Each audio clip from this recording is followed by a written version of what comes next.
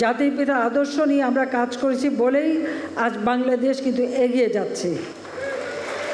গ্রাম পর্যায় পর্যন্ত মানুষের আর্থিক সচ্ছলতা দেখা দিয়েছে। আমরাও কিন্তু আমাদের প্রবৃদ্ধি প্রায় 8 ভাগের কাছাকাছি নিয়ে এসেছিলাম। মাথাপিছু আয় আমরা বাড়িয়েছি।